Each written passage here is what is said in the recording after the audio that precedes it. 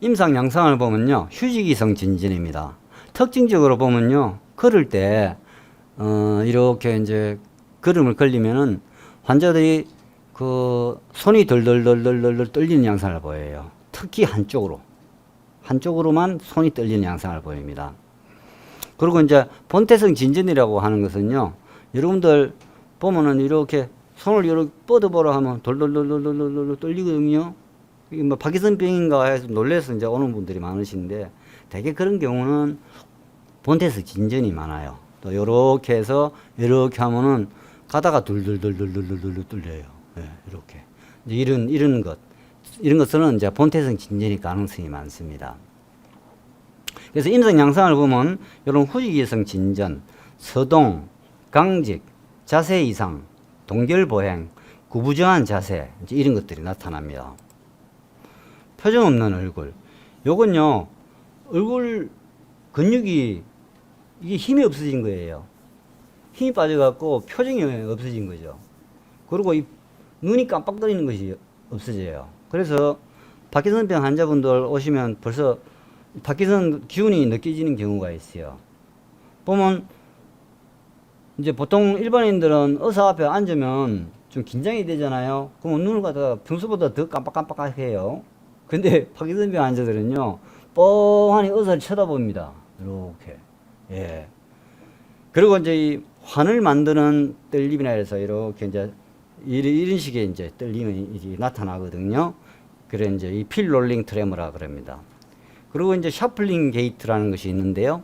이것은 몸무게가 이게 등이 이제 구부러지니까 이 등 근육을 많이 침범하거든요. 등에 힘이 없으니까 사람이 앞으로 구부러져요. 몸무게가 앞으로 가거든요. 그러니까 그 몸무게를 따라서 이제 쭈쭈쭈쭈쭈쭈 이제 이렇게 이제 보행이 되는 겁니다. 역시나 이제 이 보행 장애가 이제 나타나기 시작하는 거죠. 그래서 이제 진전의 특징을 보면요, 휴지기성 진전이 특징이고요. 필롤링 트레머는 이야기했습니다. 손, 턱, 입술 이런 데 나타날 수가 있어요. 그리고 초기에 일측성으로 파킨슨병은 정말 원발성 파킨슨병 같은 경우는요, 변성질환의 원발성 파킨슨병은 일측성부터 먼저 옵니다. 그리고 뭐 이런 재발생 진전이라는 것은 이렇게 손을 가만 들고 있다가 조금 있다가 이렇게 좀 떨림이 오는 이런 건데, 이거는 좀 전문적인 거라서 뭐 여러분들이 뭐 알지를 않으셔도 됩니다. 지금 이제 파킨슨병 진전인데요, 한번 볼게요.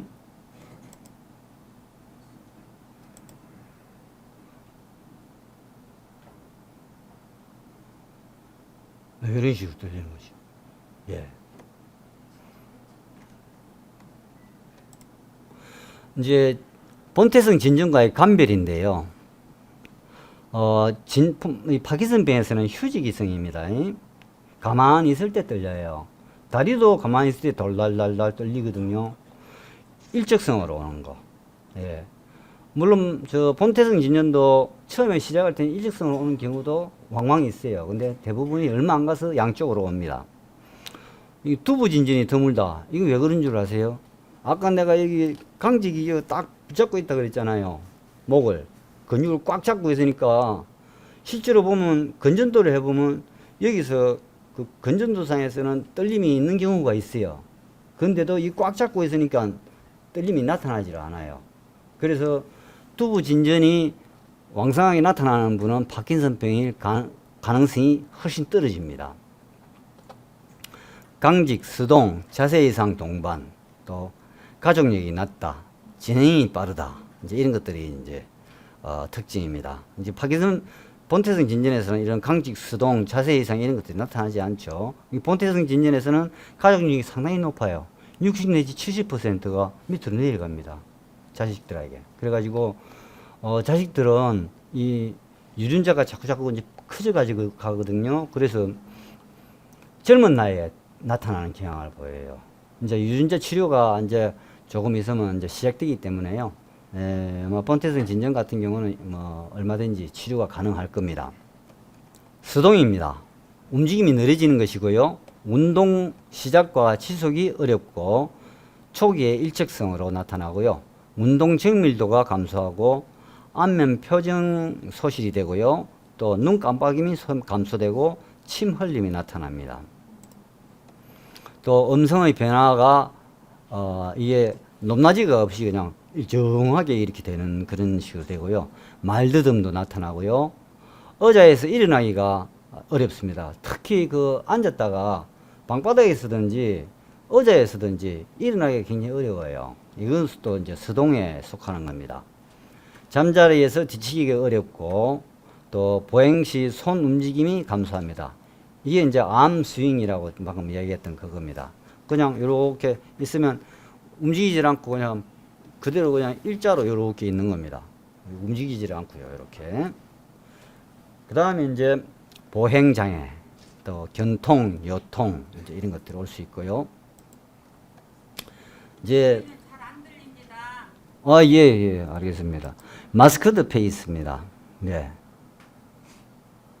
이 얼굴에 표정이 없죠, 이렇게. 예. 언제 잘 들립니까? 죄송합니다.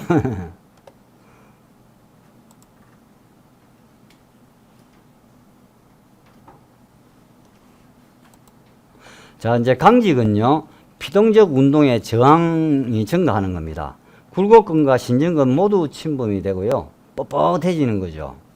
이게 이제, 코골 리지트라고 해서 이 힘을 주면 뚫뚫뚫뚫뚫뚫뚫 떨리는 이런 식으로 이제 나타나다가 나중에는 레드 파이프라고 해서요, 납 파이프처럼 뻣뻣해지는 이런 양상을 보이는 걸 이야기합니다. 자세 이상인데요. 주로 이제 후반기에 발생하고 평형장애, 또 불안정 보행, 뒤로 넘어지기도 하고요. 앞으로 구부러지고 한쪽으로 기울어지고 이것도 참 재미있습니다. 이게 피사 증후군이라 그러는데요. 피사탑처럼 구부러진다고. 근데 이제 논문에 실린 걸 보면은 이 피사 증후군이 파킨슨병 환자들이 이 수직 그 감각에 이상이 초래가 된대요. 그래서 자기가 이렇게 삐뚤어진 걸 잘 모른다는 거죠, 이렇게. 예, 그래서 환자분들 중에도 그런 경우가 간혹 있죠, 그죠? 그리고 이게 갑자기 넘어짐도 있고, 이 등이 앞으로 심하게 굽어집니다. 몇 발짝 가다 보면요, 90도로 이렇게 구부러져 버려요. 그게 바로 컴토코르미아입니다. 이게 이제 캄토코르미아입니다. 예, 이렇게 구부러집니다. 이제 보행장애가 있는데요. 이 게이트 인코디네이션은 뭐냐면요. 우리 저 국민학교 애들 처음에 이제 줄 세워가지고 이렇게 걷게 하면은 같은 손, 같은 발이 막 올라가고 그러잖아요. 그런 식으로 되는 것이 바로 게이트 인코디네이션입니다. 이게 참 자주 관찰이 돼요. 그리고 이제 샤플링 게이트, 그게 더 심해지면 이제 패스티네이팅 게이트라는 것이 되고요. 그보다 더 심해지는 것이 프리징 게이트입니다. 예. 지금 이거 볼게요. 샤플링 게이트. 보세요. 네, 이렇게 앞으로 구부린 상태에서 이렇게 걷는 겁니다.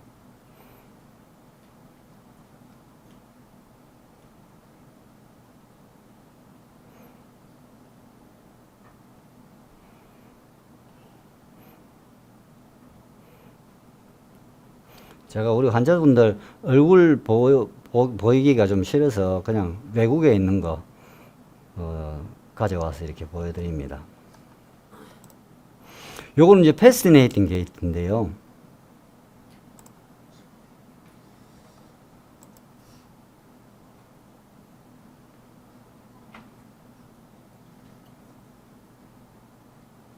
상당히 심하죠, 그죠? 아마 넘어질 듯한 그런 보행을 보입니다.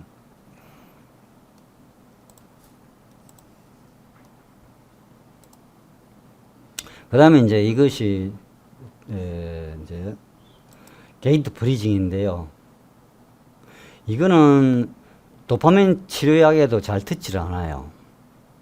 이 걸려갖고 발이 땅바닥에 붙어가지고 떨어지질 않는 거예요. 이렇게. 돌 때도 보면요. 발이 붙어갖고 잘 안 돌아요. 그래가지고 넘어지는 경우가 많죠. 예. 그래서 이럴 때는요. 여러분들이 발을 좀 벌려가지고 높이 조금씩 높이 해가지고 조금씩 이렇게 돌면 돌아집니다. 예.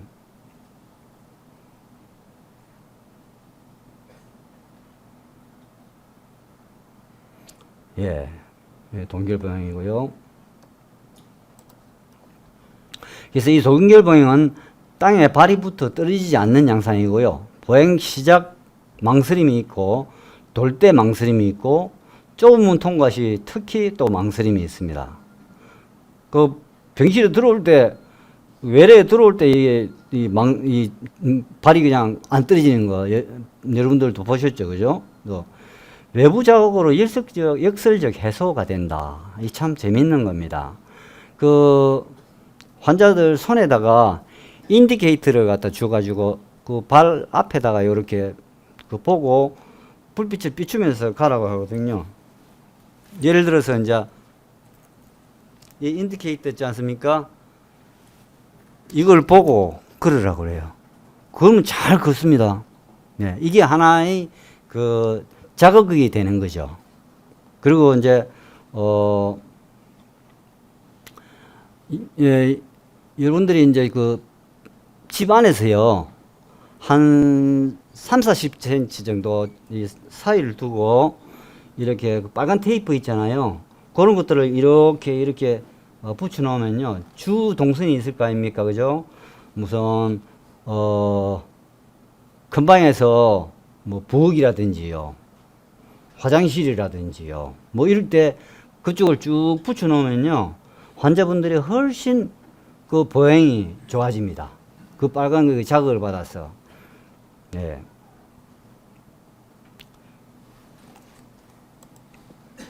동결보행은 해소법입니다. 제자리 높은 걸음을 한다. 가지 말고요. 보행이 딱 왔다 그러면은 제자리에서 높게 걷습니다. 그러다가 출발하는 거예요. 힘차게 출발. 힘차게 걷는다. 그리고요, 또 이런 방법도 있습니다. 한 발을 뒤로 보내요. 걸리잖아요? 뒤로 보내갖고, 뒤로 간 발을 힘차게 앞으로 나갑니다. 그러면 걸러져요. 시각적 자극을 준다. 지금 우리나라에 들어온 건 없는데요. 그저 광부들 쓰고 있는 불 있잖아요. 그런 것처럼 해서 요것처럼 불이 나오는 게 있어요. 이게 선이 이렇게 나오는 그런 기구가 있습니다. 쓰면. 그러면 그 선에 따라서 이제 이 환자들이 굉장히 걸음이 좋아지죠. 그래서 여기 보면 보폭 넓이로 빨간 테이프를 붙인다. 지팡이에 빨간 셀로판지를 붙인다. 또 뭐 문지방을 목표로 발을 옮긴다. 뭐 이런 것도 될 수가 있습니다. 청각적 자극도 역시나 좋다고 그럽니다. 예. 이것도 이제 자극이 될 수 있는데, 이제 좋아하는 노래를 듣는다. 또 하나 둘 구름을 붙여서 걷는다. 이런 것도 될 수 있습니다. 그리고 개걸음처럼 옆으로 걷는다. 파킨슨 병에서 음악의 효과, 리드미컬한 청각 자극이 보행을 호전한다. 뭐 캐나다의 루인이라는 학자가 MP3로 매일 30분간 음악을 들으며 보행을 했을 때 3개월 후 현저한 호전이 되더라는 것을 발표한 적이 있습니다. 넘어짐이 상당히 문제가 되죠. 특히 동굴보행이 있는 분들은 굉장히 심합니다. 예, 증상에는 9배나 되고요. 반사적으로 손을 내밀지 못하기 때문에 꼭 고목처럼 쓰러진단 말이죠. 그래가지고 고관절 골절이 되는 경우가 많습니다. 원인으로는 인지장애, 운동증상, 자세 이상, 균형장애, 자율신경 이상 이런 것들이 다 되어 있습니다. 조명을 밝게 하고요. 바닥에 걸려 넘어질 수 있는 물건을 치우고 원인치료, 근력정강, 시력교정, 또 기립성 저혈압일 경우는 관리를 식사와 염분, 물 섭취 이런 것들을 하고야 됩니다. 걸을 때 걷는 것에만 집중을 해야 됩니다. 걸을 때 엉뚱 생각하면은요 넘어지거나 이 걸음이 제대로 잘 안 되는 경우가 많아요. 딱 걷는 데만 집중을 하세요. 두 가지를 동시에 하지 않는다. 이 차문을 닫으면서 또 한쪽으로 돕니다. 돌아서 나가려고. 그러면 그렇게 하다가 쓰러지는 경우가 많거든요. 그래서 차문을 닫으며 동시에 몸을 돌리지 말고 차문을 닫고 그 다음에 몸을 돌려서 걸어가게 됩니다. 넘어짐 예방, 골다공증 치료, 심혈관계의 철저한 검진, 보행교육, 집안 환경 개선, 근력 강화, 또 보호장구 활용 뭐 이런 것들이 있게 되겠고요. 언어장애입니다. 목소리가 작아지고 발음이 불분명, 대화 능력 저하, 쉰 목소리가 이제 나타나죠. 그리고 이 쉰 목소리도요, 이 우리가 그 피로가 파킨슨병에서 많이 오거든요. 이 성대도 결국 그 근육 덩어리거든요. 그래서 목신 소리를 내는 분들이 후반기에 가서 많아지십니다. 그래서 원인이 되는 것은 이런 발음과 관련된 근육의 움직임이 느려지고 발음이 부정확해지며 근육 간의 조화 능력이 저하되고 발음 속도가 너무 빠르거나 느려진다. 억양의 높낮이가 없어진다. 뭐 이런 것이고요. 관리는 충분히 코로 숨을 깊게 들이쉬고 뇌에 쉴 때 발음을 한다. 심호흡을 한 뒤 뇌에 쉴 때 이 같은 것을 최대한 길게 크게 지속하여 소리를 낸다. 그리고 말하기 전에 입에 남아있던 침을 삼키고 한 단어부터 소리를 강조하여 말하도록 연습한다. 그 뒤에 두세 어절, 짧은 문장 순으로 점차 늘려가며 연습한다. 빠르게 발음되는 경우에 손가락으로 박자를 맞추면서 한 번에 한 어절이나 한 단어씩 발음하도록 연습한다. 말이 빨라지는 분들도 있죠, 그죠? 그런 경우는 이 방법을 쓰면 좋습니다. 연화곤란이 있는데요. 자세를 바르게 하고 바르게 약간 고개를 약간 숙인 상태, 의식적으로 꿀떡 삼킵니다. 강제적으로 힘을 주어 삼키고요. 아이스크림으로 훈련하면 좋습니다. 아이스크림은요, 우리가 그 연화곤란이 있는 분들이 제일 먹기가 힘든 것이 물하고 건빵이거든요. 근데 요구르트로부터 아이스크림이 그 점도가 제일 삼키기가 좋습니다. 그래서 아이스크림을 떠가지고 훈련을 하면 좋은데요. 이 아이스크림은 그 이제 구강을 차게 자극을 하는 작용도 있거든요. 그래서 이거 훈련하는 데 좋습니다. 그리고 음식을 무르게 또는 걸쭉하게 하고요. 이제 비운동성 징후입니다. 여기에는 이런 여러 가지가 있죠. 통증, 배뇨장애, 불안, 침흘림, 어지럼증, 발부종, 이상감각, 기억장애, 골다공증, 소화기장애, 변비, 우울증, 후각감퇴, 수면장애, 심혈관장애, 성기능장애, 치매, 피부질환 너무 많습니다. 이 뭐 운동성 증상보다도 이런 것들 때문에 환자분들이 굉장히 괴로우신 거예요. 후각감퇴입니다. 대부분 파킨슨병 환자에서 있는데요. 파킨슨병의 정구 증상으로 오는 경우가 많습니다. 냄새가 잘 안 난다. 그러면 좀 의심을 해봐야 됩니다. 네, 병원에 한번 들르시는 게 좋죠. 또 이런 그 냄새 안 나는 분들은 그 시황각 나중에 가서요 환각이 있는 경우가 꽤나 많습니다. 그래서 비운동성 부작용 발생 위험을 예측을 하는데 이 후각감퇴가 또 작용이 됩니다. 혼 앤드 야 이 두 사람은요 그 부부입니다. 신경과 의사인데요. 부부인데 이분들이 파킨슨병에 대해서 굉장히 협약했던 것 같아요. 그래서 이 길을 5기로 나누게 됩니다. 그래서 한쪽으로 오는 것을 일척성이라고 했고요. 1기라고 했고요. 양쪽으로 침범되는 것을 2기라고 했습니다. 3기는 양측석 침범이 있으면서 자세 이상이 오는 겁니다. 4기는 심한 장애를 보이는데요. 그러나 독립적으로 기립은 가능하고요. 보행도 가능합니다. 5기는요. 독립적 기립, 보행이 불능입니다. 세워 나누면요. 뒤로 뻥 넘어져 버려요. 이게 5기입니다. 2기입니다. 2기. 고개는 앞으로 숙여져 있고요. 손은 떨리고 샤플링 게이트가 있고 이제 이런 거죠. 3기는요. 아까 봤던 할아버지처럼 이런 자세 이상이 이렇게 나타나는 그런 상황입니다. 4기는요. 더 심한 상태. 그러나 보행은 기립과 보행은 가능한 상태죠. 이런 손을 보이는 분도 있습니다. 근데 왜 이런 것이 오는지는 아직 확실치 않습니다. 뭔가가 크로닉 아티큘러 류마티즘하고의 어떤 연관성을 파킨슨병이 있는 것으로 시사되는 그런 겁니다. 여기에 대해서는 그렇게 많이 연구가 되어 있질 않아요. 이제 진단인데요. 문진을 합니다.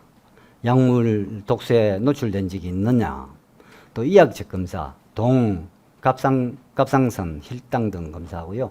뇌 영상 검사로 MRI, 스펙트, 펫, 그리고 이제 근전도 검사, 필요하면 수면 다원 검사 등 이제 이런 것들을 하게 됩니다. MRI는요, 실제로 파킨슨병을 진단하기 위해서 하는 거 아니에요. 요건요, 아까 그 파킨슨병 사촌도 있었죠. 그 파킨슨 플러스 증후군이라고 제가 말씀드렸던 거예요. 그런 것들을 배제하는 데 쓰게 돼요.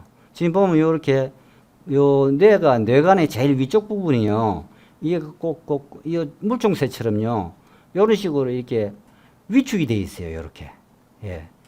이게 이제 프로그레스 수프라 누클레아 팔시라 해서요. 진행성 핵상성 마비라는 그것이 사촌 중에 하나 있거든요. 그게 이런 식으로 보입니다. 이제 이게 이제 CIT 페 스펙트라고 하는 거고요. 이게 이제 파킨슨병 환자가 이렇게 보입니다. 그리고 이제 양전자 방출 단층 촬영, 펫이죠. 뇌에서 이용되는 물질에 방사성 물질을 붙여서 정맥 주사해서 해당 물질의 활성도를 촬영하는 겁니다. FDG 펫은 포도당 양전자 단층 촬영인데요. 파킨슨병과 파킨슨 증후군의 조기 감별에 쓰여지고요. CIT 펫은 도파민 운반체 양전자 단층 촬영입니다. 요게 많이 이제 활용이 되죠. 그래서 파킨슨병과 약물 유발성 파킨슨증. 이 이제 그 정신과에서 그 파킨슨증이 나타나는 경우 있지 않습니까? 그런 환자들은 이 증상이에요. 그리고 이런 폰테성 진전 우울증 같은 것도 감별을 합니다.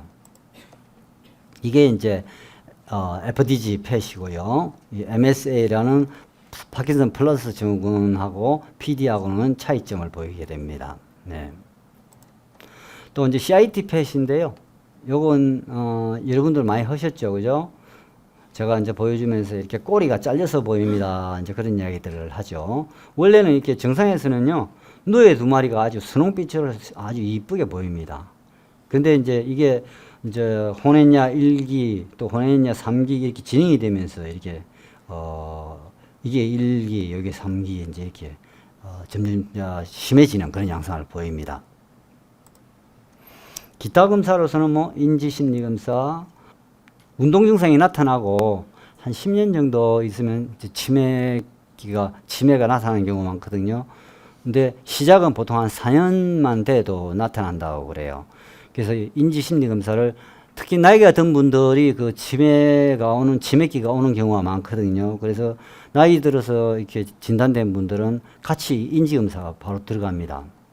자율신경검사, 이것도요. 물론 약으로 인해서 이런 뭐 기립성 저혈압이 오는 경우도 있지만은요.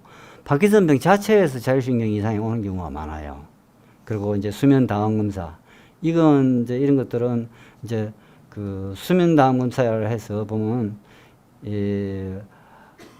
렘 수면 행동 장애 같은 이런 증상들이 있습니다. 막 자다가 막 옆에 있는 사람 막 때리고 고함 치고 하는 그런 경우 있거든요. 그거는 나중에 파킨슨병으로 가는 경우가 많아요. 그런 때 이런 거 쓸 수 있습니다. 후각 이상 검사도 이렇게 할 수 있습니다.